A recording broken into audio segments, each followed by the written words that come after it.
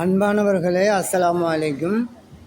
இன்றைய தினம், அதாவது 7ஆம் திகதி 9ஆம் மாதம் 2025ஆம் ஆண்டு நள்ளிரவு நேரம் அல்லதற்கு முந்தைய பகுதியில் ஒரு பூரண சந்திர கிரகணத்தை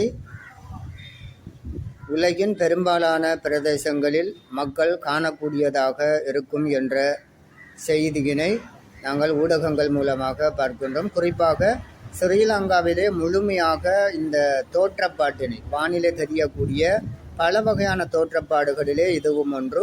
இந்த கிரகணம் என்கின்ற இந்த தோற்றப்பாட்டினை காணக்கூடியதாக இருக்கும் என்ற செய்தி கூறப்பட்டிருக்கின்றது. அதாவது மாலை 8:45 தொடக்கம் நள்ளிரவு 12 மணி வரைக்குமான இந்த காலப்பகுதியிலே இந்த தோற்றப்பாட்டினை முழுமையாக காணக்கூடியதாக இருக்கும் என்ற செய்தியினை நாங்கள் பார்க்கின்றோம். இந்த வானிலை சம்பந்தமான வான்பொருட்கள் சம்பந்தமாக அல் குர்ஆன் பல வகையான இடங்களிலே மீட்டி திரும்ப அழுத்தந்திருத்தமாக அல்லாஹு தஆலா அல் குர்ஆனிலே இந்த விடயங்களை கூறுகின்றான். வானை பற்றி கூறுகின்றான், பூமியை பற்றி கூறுகின்றான், அவற்றுக்கு இடையிலே காணப்படுகின்ற பொருட்களை பற்றி கூறுகின்றான்.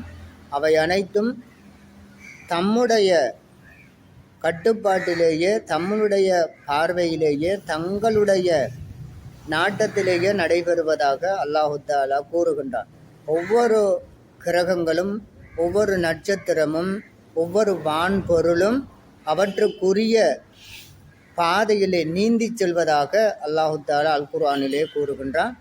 அதோடு இணைந்த வகையிலே நாங்கள் அறிவியல் ரீதியாகவும் இந்த கிரகணம் தொடர்பான அறிவினை நாங்கள் பெற வேண்டி இருக்கின்றது. 2 விதமான கிரகணங்கள் காணப்படுகின்றன. ஒன்று சூரிய கிரகணம், அடுத்தது சந்திர கிரகணம். இந்த 2 கிரகணங்களும் நடைபெறுகின்ற பொழுது 3 பொருட்களினுடைய நிலைமைகள் அந்த கிரகணத்தை ஏற்படுத்துகின்றன. அதாவது சூரியன், சந்திரன், பூமி. சூரியன், சந்திரன், பூமி.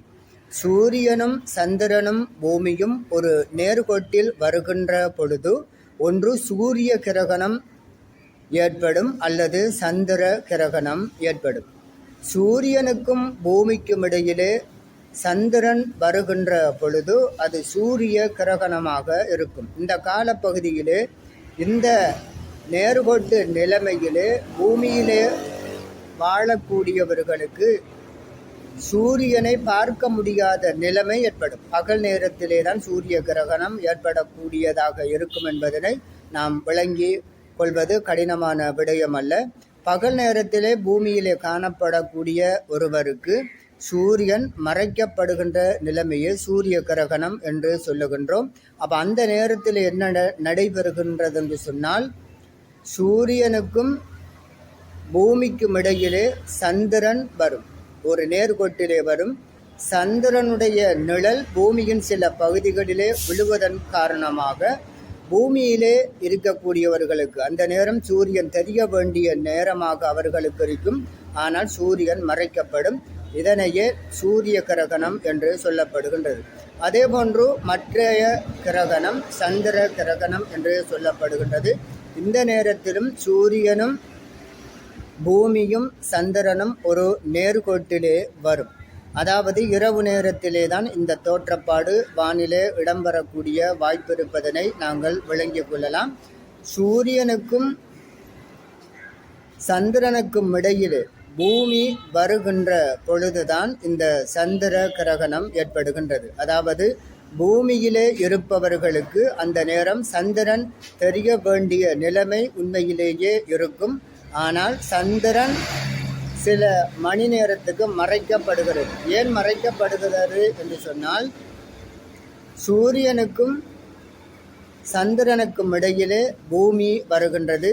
பூமியினுடைய நிழல் சந்திரனிலே விழுகின்றது. இந்த நேரத்திலே சந்திரன் தெரியக்கூடிய நேரமாக அது இருந்தும் பூமியினுடைய நிழல் சந்திரனில் விழுவதன் காரணமாக சந்திரன் மறைக்கப்படுகின்றது. இதனையே சந்திர கிரகணம் என்று நாங்கள் சொல்லுகின்றோம். இன்று இன்றைய தினம் 7ஆம் திகதி ஏற்பட போகின்ற இந்த கிரகணம் சந்திர கிரகணமாக இருக்கும். ஆகவே இந்த நேரத்திலே சந்திரனுக்கும் சூரியனுக்கும் இடையிலே பூமி வர இருக்கின்றது. ஒரு நேர்கோட்டிலே இந்த அமைவிடங்கள், இந்த வான்பொருட்களுடைய பாதைகள் வர இருக்கின்றது. அந்த நேரத்திலே சந்திரனுக்கும் சூரியனுக்கும் இடையிலே பூமி இருக்கும். பூமியினுடைய நிழல் சந்திரனிலே விழுகின்ற பொழுது அது சந்திர கிரகணமாக இந்த இரவு பூமியிலே வாழக்கூடியவர்களுக்கு தோற்றமளிக்க இருக்கின்றது. குறிப்பாக ஸ்ரீலங்காவில் வாழக்கூடியவர்களுக்கு இது மிக முழுமையாக பார்க்கக்கூடிய கவர்ச்சியான ஒரு காட்சியாக இருக்கும் என்று கூறப்பட்டு இருக்கின்றது. இதை தவிர இந்த கிரகண கால நேரங்களில் தவறான சிந்தனைகள் ஏற்படுவதற்கு அல்லது சில பழக்க வழக்கங்கள் கருமங்களை செய்யக்கூடாது என்பதற்கு இஸ்லாத்திலே இடமில்லை. அல் குர்ஆனிலே ஹதீஸிலே அவ்வாறு கூறப்படவில்லை. அது ஒரு மூட நம்பிக்கையாகவே அது கருதப்படுகின்றது என்பதனையும் நாங்கள் கருத்தில் கொண்டு பொறுத்திருந்து பார்ப்போம். இன்று இரவு நிகழவிருக்கின்ற சந்திர கிரகணத்தினை நாங்கள் பொறுத்திருந்து பார்ப்போம். சந்திர கிரகணத்தின் போது சில அமல்கள், தொழுகைகள் இருக்கின்றன. அவற்றை நாங்கள் செய்ய வேண்டும். இவையே நாம் கடைப்பிடிக்க வேண்டிய நடைமுறைகளாக இருக்கும். இதுதான் அறிவியல் ரீதியான, ஆன்மீக ரீதியான கிரகணம் தொடர்பான விளக்கமாக இருக்கின்றது.